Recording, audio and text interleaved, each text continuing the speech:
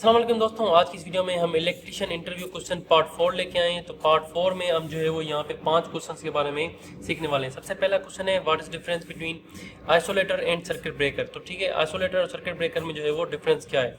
अब दोस्तों इसका जवाब सिंपल है, वो है कि आपका आइसोलेटर और सर्किट ब्रेकर एक स्विच की तरह ही काम करते हैं। जिस तरह से आपके घरों में जो है वो बटन लगे हुए होते हैं, एक होता है ऑन और दूसरा होता है ऑफ, तो वो जो है वो सिर्फ ऑन और ऑफ का ही यहाँ पे काम कर रहे होते हैं। लेकिन आपको सर्किट ब्रेकर में कुछ एडवांटेजेस मिल जाती हैं। आपका सर्किट ब्रेकर में कौन सी एडवांटेज मिल जाती है, आपका सर्किट ब्रेकर जो है वो आपकी प्रोटेक्शन ऑटोमेटिकली प्रोवाइड करता है। आपका आइसोलेटर उसी तरीके से है जैसे आपके घरों में बटन लगा हुआ हो, आपका अगर शॉर्ट सर्किट हो गया या ओवरलोड हो गया, किसी वजह से आपकी वोल्टेज या करंट जो है वो आपका इंक्रीज हो गया, तो आपकी जो है वो उसको ट्रिप नहीं करवाएगा, आप ऐसे ही जाके बटन की तरह मैन्युअली उसको ऑफ कर सकते हैं। लेकिन अगर सर्किट ब्रेकर की बात करें, जैसे एमसीबी हो गया, एमसीसीबी हो गया, आरसीसीबी हो गया, आरसीबी हो गया, ईएलसीबी हो गया, तो ये आपकी प्रोटेक्शन प्रोवाइड करती हैं आपको। जो अगर आप ओवरलोड या शॉर्ट सर्किट अगर आपका हो गया, तो ऐसे में आपकी जो है वो ओवरलोड और शॉर्ट सर्किट से आपकी एमसीबी या एमसीसीबी जो भी जो है वो सर्किट ब्रेकर्स हैं आपको जो है वो ट्रिपिंग प्रोवाइड करते हैं।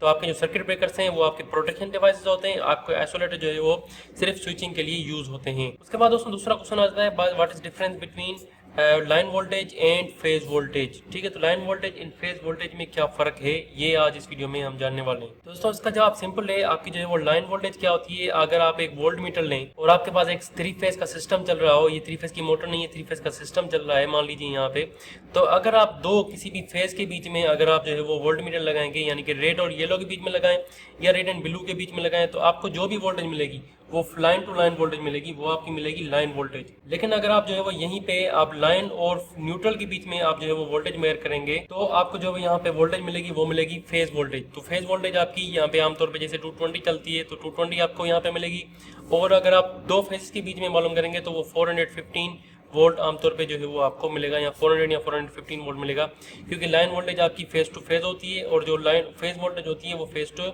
लाइन होती है। अब दोस्तों सवाल आता है अगर लाइन वोल्टेज और फेज वोल्टेज में ये डिफरेंस है, तो फिर लाइन फेज करंट और लाइन करंट इन दोनों में क्या डिफरेंस है। तो दोस्तों अगर आप कोई भी इक्विपमेंट जो है, मान लीजिए ये एक रजिस्टर या जो है आप मान लीजिए कि ये एक लोड है, अगर आप इस लोड के बीच में यहाँ पे अगर आप वोल्ट मीटर से वोल्टेज जो है वो मालूम करते हैं, तो अगर आप इस बीच में इसका करंट मालूम करते हैं, यहाँ से यहाँ के बीच में अगर आप जो है वो यहाँ पे करंट मीटर लगा लेते हैं, एम मीटर जो है वो यहाँ पे लगा देते हैं, एक यहाँ पे होगा और ये आपकी फोल्ड ये वो सप्लाई हो गई फेज, और ये आपका लोड हो गया यहाँ पे। ठीक है, अगर आप यहाँ से इसको मालूम कर रहे होते हैं तो ये आपका फेज करंट हो गया यहाँ पे। मतलब अगर आप किसी भी इक्विपमेंट का एक सिर्फ फेज का करंट मालूम कर रहे हैं तो आपका फेज करंट हो गया यहाँ पे। लेकिन अगर आप जो है वो ओवरऑल पूरी आपके घर का जो लाइन है उसकी अगर आप जो है वो करंट मालूम कर रहे हैं तो वो आपका हो गया लाइन करंट। मतलब आपकी जो मेन लाइन और न्यूट्रल आ रही है, अगर आप उसका जो है वो करंट मालूम करेंगे एम मीटर से, तो आपका जो है वो वहाँ पे लाइन करंट हो गया। लेकिन आपको यहाँ पे पैरेलल में नहीं लगाना, आपको पता है कि एम मीटर हमेशा सीरीज में लगता है, मैंने यहाँ पे भी इसको सीरीज में ही लगाया है। ठीक है, वोल्टेज सोर्स और लोड के बीच में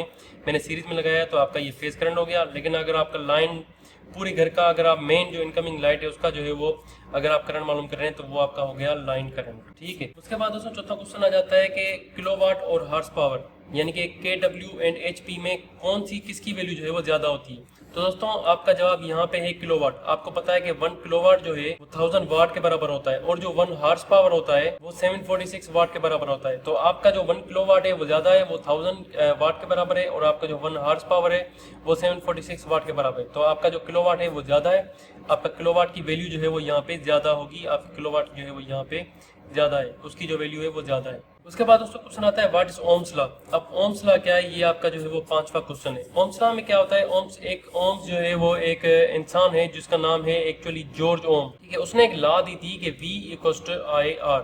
अब ये क्या बताता है, एक्चुअली रिलेशनशिप बताता है। अगर आपसे इंटरव्यू में पूछा जाता है कि व्हाट इज ओम्स लॉ या ओम्स लॉ में क्या बताता है, तो आप उसको बता सकते हैं कि Ohm's law tells us the relationship between voltage, current and resistance. क्योंकि ये बता रहा है कि V=IR, ये रिलेशनशिप बता रहा है वोल्टेज, करंट एंड रेजिस्टेंस की। ये बता रहा है कि अगर आप ये बता रहा है कि अगर आप करंट एंड रेजिस्टेंस को मल्टीप्लाई करेंगे, आप जो है वो उनको मल्टीप्लाई करेंगे तो आपको जो है वो वैल्यू मिलेगी, वो मिलेगी वोल्टेज की।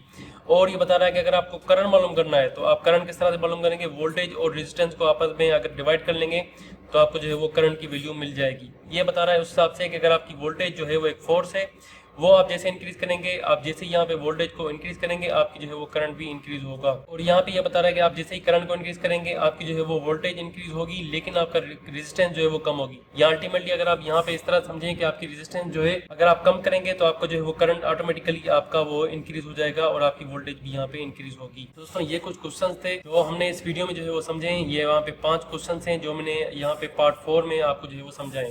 अगर आपको वीडियो पसंद आई तो वीडियो को लाइक एंड चैनल को सब्सक्राइब जरूर कीजिए, साथ में बेल आइकन को भी प्रेस कर दें ताकि आपको नोटिफिकेशन मिलती रहे। थैंक फॉर वॉचिंग, अल्लाह हाफिज़।